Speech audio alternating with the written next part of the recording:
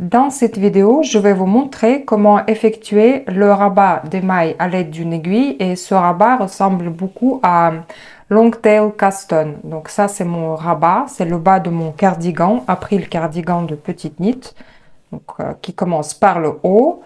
On tricote jusqu'aux emmanchures, après on tricote tout le corps et on finit par rabattre en bas. Et le plus gros problème du tricot depuis le haut, c'est le rabat. Si on rabat avec la méthode classique, on tricote une maille, on tricote une autre, on passe la maille tricotée par-dessus, le bord souvent est très serré et c'est très désagréable. Et ce rabat, il est vraiment élastique, il est joli esthétiquement, donc c'est comme une tresse du départ, sauf que c'est un rabat. Voici mon échantillon. Bon, j'ai tricoté un peu lâche. Ici, j'ai monté les mailles avec la méthode Longtail Caston. Donc ici, c'est un peu lâche, mais on voit bien les petits V, une espèce de tresse. Et maintenant, on va rabattre les mailles pour obtenir le même effet. On aura besoin d'une aiguille à laine et on commence. Je précise qu'on n'a pas vraiment besoin de voir les mailles, toutes les mailles à l'endroit ou toutes les mailles à l'envers. Ici, j'ai tricoté les côtes 1-1, une maille à endroit, une maille à l'envers. Et maintenant, je vais rabattre toutes mes mailles.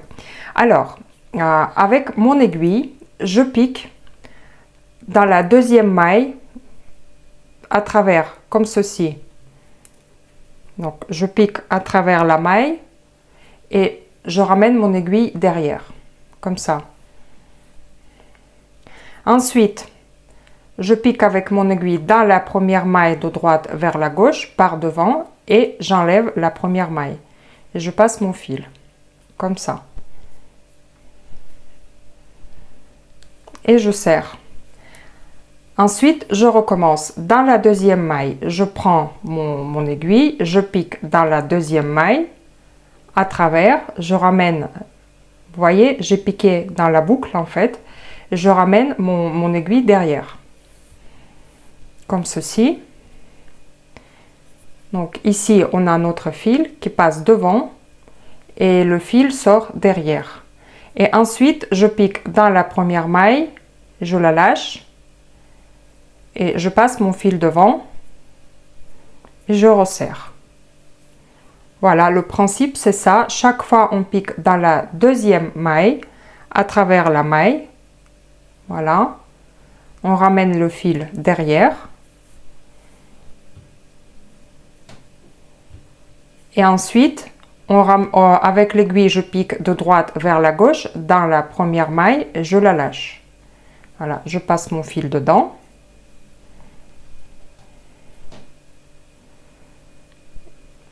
Et je serre.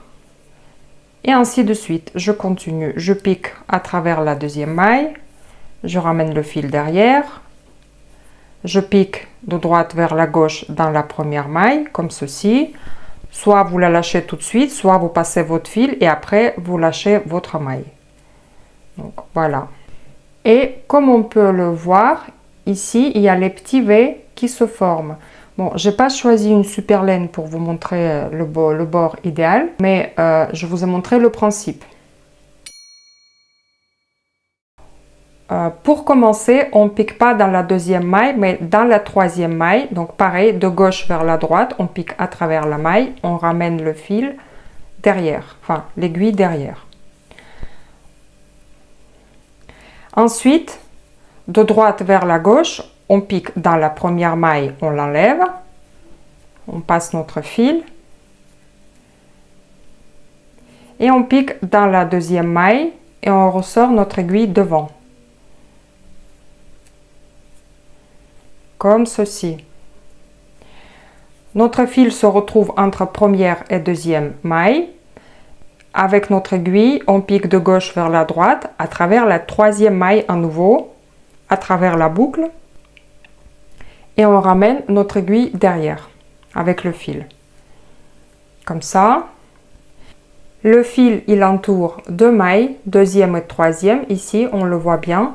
Et ensuite, de droite vers la gauche, on pique à travers la première maille, on l'enlève de l'aiguille et on pique tout de suite dans la deuxième. et on fait passer notre fil. On resserre un petit peu. À nouveau, notre fil se retrouve entre première et deuxième maille. On continue, on pique dans la troisième de gauche vers la droite.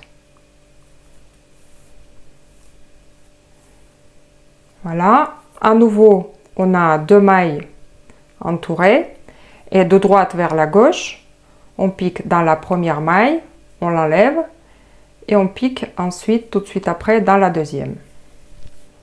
Et on ramène le fil devant.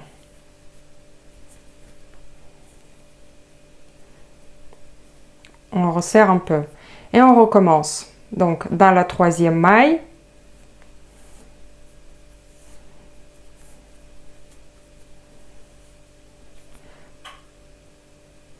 dans la première, on l'enlève et ensuite dans la deuxième et on ramène le fil devant. À la fin, il me reste 3 mailles, donc je pique dans la troisième, je passe mon aiguille à travers. Après, je pique dans la première, je l'enlève. Dans la deuxième, je ramène le fil devant. Ensuite, je pique dans la dernière, à travers. J'enlève la première, je passe mon fil devant. Et après, je passe mon fil dans la dernière maille qui reste. Voilà, ensuite je serre et je cache mon fil le long des bords ou le long de la bordure comme vous le préférez. On obtient 2 versions différentes, version plus discrète qui ne nécessite pas beaucoup de serrage, donc on pique dans la deuxième maille et la première on enlève de l'aiguille et ainsi de suite. Ou pour les laines qui ont besoin de serrage un peu plus efficace, disons on pique dans la troisième maille et après la première on enlève et la deuxième reste sur l'aiguille et donc on obtient cette jolie tresse. Et sur les laines naturelles, en fait, comme le cas de mon bas du cardigan, le bord il n'est pas du tout serré, donc ça serre pas, ça gondole pas, c'est juste ce qu'il faut, vous voyez, donc c'est net, c'est joli. Et moi, franchement, pour la première fois, je suis contente à 100%. Et d'ailleurs, je vais vous montrer ici, j'ai commencé à faire la première méthode, donc une maille. On voit la petite tresse, mais ça gondole un peu quand même. Donc je me suis arrêtée tout de suite et j'ai continué, enfin, j'ai pas d'effet.